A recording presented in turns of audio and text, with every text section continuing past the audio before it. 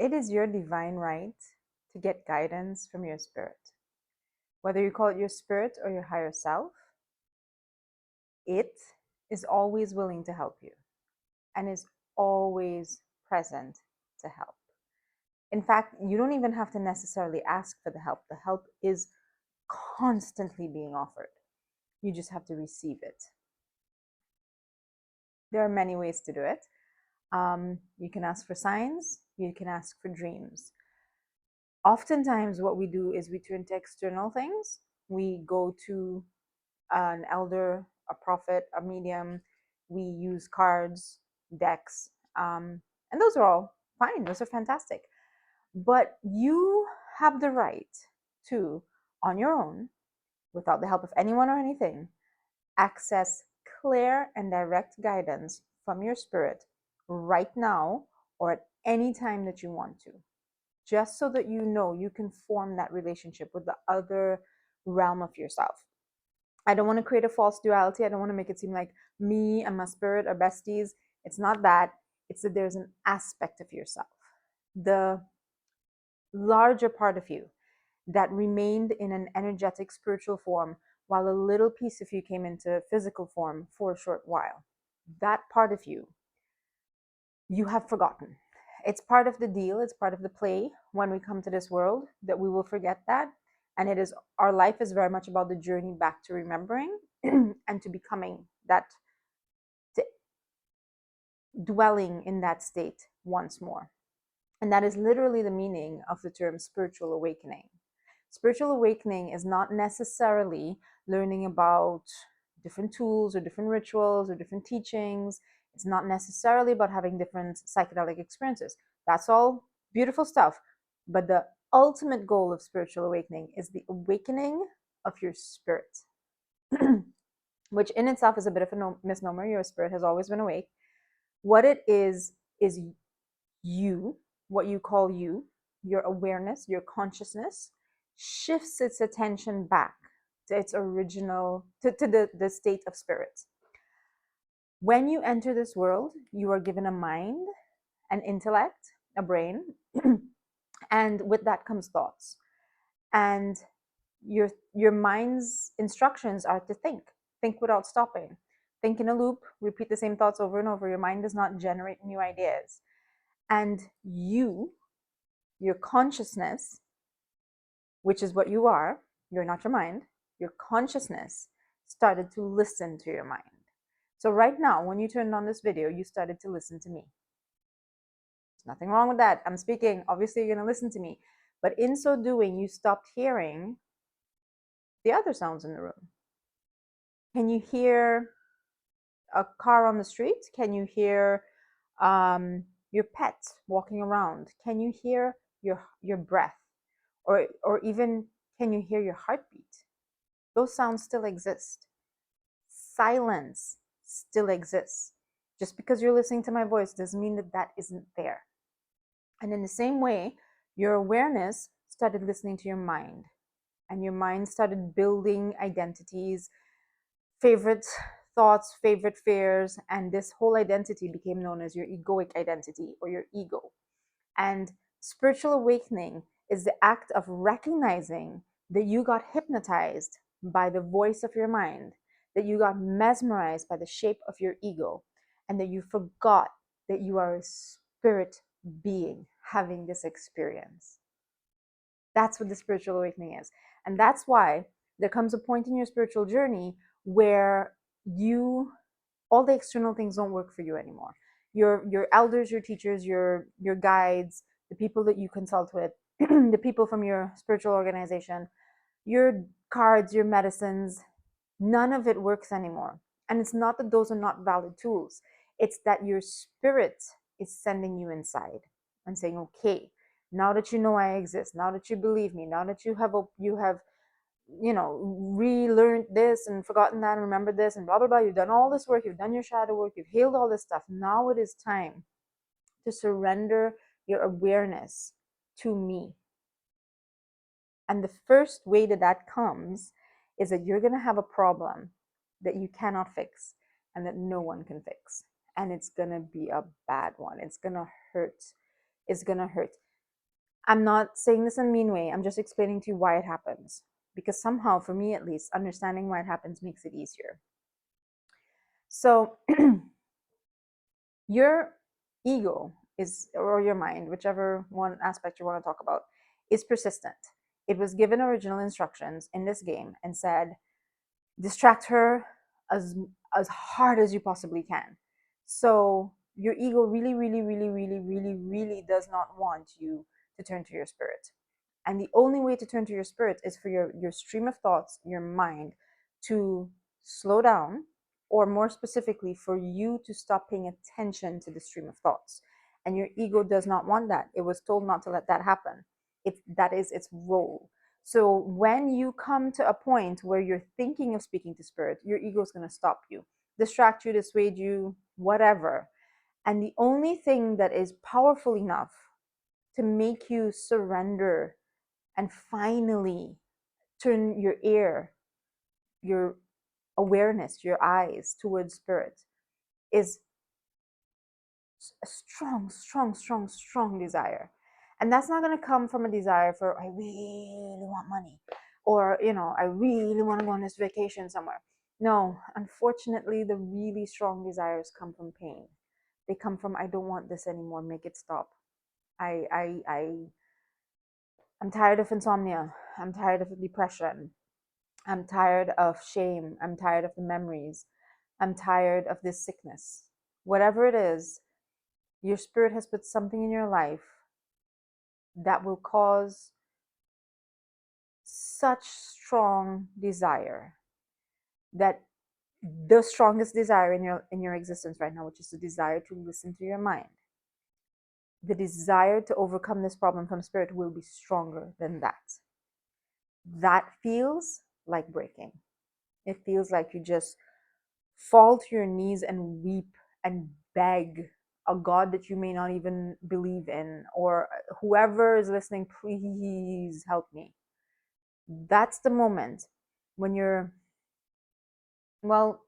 when you turn to your heart, when you realize that your mind is not going to solve this problem. Your muscles, your effort are not going to solve this problem. Your tools, your social network, your books are not going to solve this problem. And at that moment, you surrender. And when you step out of the mind dimension, you step into your heart dimension. And at that moment, your mind knows that it has already, it cannot do anything else. It understands the rules of the game. It will step aside and allow you in this broken and vulnerable state, apparently, which is really a state of being in surrender, which is really a beautiful state. You will be allowed to place your awareness on something else. So instead of the stream of thoughts, memories, fears, anxieties, pains, instead, you become aware of something else. If you don't know what you're looking for, you think that the voice of spirit is a voice. You think the clouds are going to open up and a booming voice is going to come and say, okay, this is what you should do. That's not what it's like. Some people, very, very few people out there, have a specific gift where they will hear like literal words. But for the vast majority of us, spirit is not going to speak in words, because spirit does not have vocal cords. I mean, other than yours. Spirit is energy. Spirit exists prior to physical form. So its communication is prior to physical form. You're not going to hear vocal cords or lips or tongues. That's not what it's going to sound like. And you're not even going to hear English or whatever language you're praying in, because spirit exists prior to language. Spirit is energy. And what you have forgotten is that all communication is energy. When you communicate from a place of inspiration, whether you are painting or you are playing music or you are singing or you are speaking or you are prophesying or you're being a medium or whatever you're doing, you are detecting, perceiving, not really hearing. We can use the word hearing, but it is becoming aware of communication that exists in an energy form. Okay. If you want to learn more on this, in the yogic culture, it's called unstruck sound or anahatanada. Um, Unstruck sound is a whole thing you can look into. It's absolutely fascinating. Um, what you do is you take unstruck sound and you turn it into words if you're speaking from a place of inspiration. If you're a musician playing, like I don't mean reading sheet music or playing a rehearsed song, I mean playing. You're just and you're just jamming and you're just doing your thing, then you are also turning unstruck sound into communication. If you're an artist, a painter, whatever, and you're not doing a, like, you're not just simply practicing your skill and saying, let me replicate this still form and paint this apple. No, no. You're like, let me detect the unstruck sound and let me express it through my hands. Let me paint what I detect. That is why when you listen to someone who's speaking from spirit, or you listen to someone who's playing from the zone, or you watch a painting that was painted by an artist who's familiar with the zone, you feel something. You feel something in your heart. You feel a stillness because their communication came from being in the heart space. There's one heart space that we all share, and an artist who is standing in the heart space will say, come and join me in the heart space. Anyhow, I'm digressing slightly. I just wanted to let you understand what unstruck sound is. So we are going to hear from our spirits. In more sort of modern, like, I mean, I've been through all the different things. I was in church where you'd have people prophesying from spirits and they would just speak inspired words. I was in sweat lodges where you would either hear your own guidance within your own self, or other people would speak from different, guidances in different voices or whatever. And even in more modern rituals like, say, QHHT or hypnotherapy, you will find that you are asked to access something called your higher self. And a lot of times people go into a QHHT session and they're like, well, the higher self didn't show up. That's because you expect to be possessed by some being, or you expect a large booming voice to be clear. It's not. It's you. When you go through that process where you have surrendered your will to hear, and you have, through exhaustion, stepped away from the identification with the mind, you begin to be aware of the other form of communication, the form of communication that comes from spirit. Your spirit, the spirit, the spirit world, all of spirit. And all you have to do is acknowledge it. Acknowledge it. It is not going to scream at you. Spirit is very polite, very patient. Spirit is just constantly going to send like waves of pulsation, and you're going to be like, I think I'm detecting this. One way to know the difference, tell me if this is familiar to you. You When you're thinking your own thoughts, you're doing something, you will hear entire sentences. Ah, that what happened today was so stupid. I hate that girl. I don't know what to do. I think I should quit my job. I should quit my job. That's what I should do. You will hear entire sentences with entire words. That is your mind. When you are in an inspired moment, you will be still. You'll be listening to music, looking at some flowers, doing something peaceful, some sort of art or craft in your garden. And all of a sudden, the knowing, I should quit my job, comes into your being. It does not come in single words. That's actually one of the ways you know. Energy packets of information download into your awareness. And I'm sure this has happened to you at least once. What I'm saying is acknowledge this for what it is. Recognize this as communication from spirit. And in so doing, you will become aware. I could say you'll receive communications more often, but what it is you will accept communications more often. It is as simple as that. It is as simple as acknowledging that you are already hearing, that guidance is already coming and you are already hearing guidance. That's it.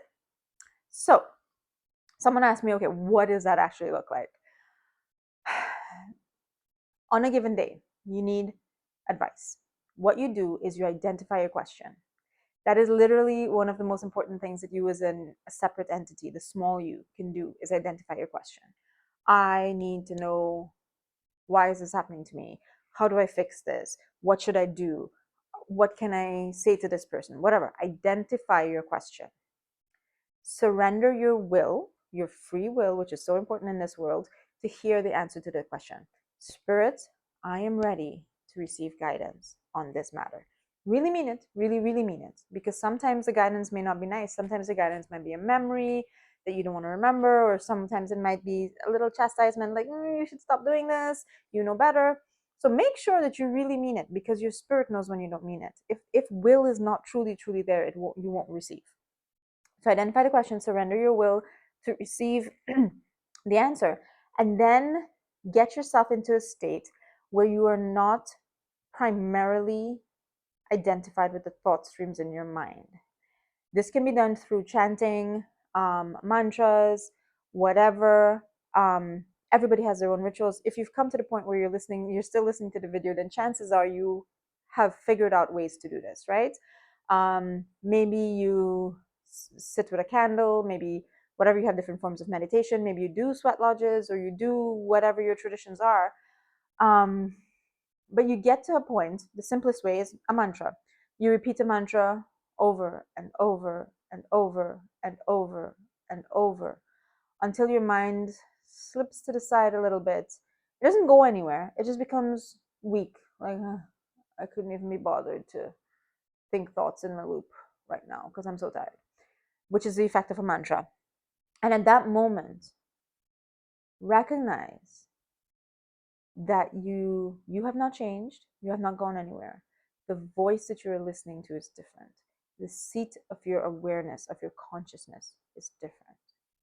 And in that moment, begin to speak or write if you prefer to write. Turn on a voice recorder if you want to talk. Have a laptop or a notepad, pen and paper, and just simply begin to write or speak what you detect, not the thoughts that you hear using words in your mind. That's your ego trying to sneak back, your mind trying to sneak back in. Just simply detect the energy. And whatever communication comes into your being, one word at a time, speak it or write it. You may see letters spelling out the word in your mind's eye, or you may see an image. If you're a visual person, you may see yourself walking into your boss's office and having a conversation with them, and you realize, oh, I see what's happening, I am resigning. That's a letter of resignation I have in my hand. Or you may simply, for me, I'm not hyper visual, but what happens is that as I focus on only the next concept, the concept turns into a word. I can't really describe it. And I simply focus on that one concept, followed by another concept, followed by another concept. And I refuse to let any other thoughts come in, and I just detect the next concept and detect the next concept. And as you focus and focus and focus, your consciousness goes into extreme, well, the simplest word is meditation. In hypnotherapy, they'd call it depths. And at that place, you will find yourself saying or writing one word at a time. You may not understand it, it may not make sense, but believe in the process. In the beginning, you may be a bit shaky, but as a few moments or a few minutes pass, you're going to be so deep into hearing and speaking from spirit that when you come back to being, you're going to look at these words and be like, my goodness, this is fantastic. I'm not wise enough to have written this myself. I'm not smart enough to have written this myself. This is clearly from a different place. And when you feel like there's no more communications that are actively coming in the space, or when a feeling of contentment or relief occurs, you just simply return to your breath and allow the awareness of your breath to anchor you back into your body. And then you open your eyes and you become aware of your body again. You become aware of this room. And you become aware of your mind starting to think a little louder and a little faster, but that's okay. You had a break and you feel great. You feel great. And then you go and you eat something, you drink something to just return your consciousness to the consciousness of the body. And that's it. That's it. And that's the fancy version of it. After a while, when you become familiar with this level of consciousness that is your divine right, that you have the right to access at any time in your life, you can do it with one breath. I have a friend, she does it when she's jogging in the morning, or she goes out for a walk every morning, and she just begins to speak and speak and speak. And she allows the rhythm of the walk to get her into a state where she can clearly hear, and she speaks her own guidance to herself. And she knows that it's not coming from her mind. And if it's not coming from her mind, it's coming from her spirit. She already set her intentions of who she wants to hear from and what she wants to hear, and it comes to her. And lots of people can do it all the time. People who are very, very adept at it, and we have names for them. We call them, psychics or prophets or mediums or channelers or whatever. But you have the right and you have the ability to do this right now. I hope this video was helpful. I will be recording a few more videos on the higher self, communicating with spirit, so do look forward to that. And please leave comments and feedback. Let me know what you liked or didn't like from the video, and if you have suggestions or if anything wasn't clear. So thank you very much and have a wonderful day, everyone.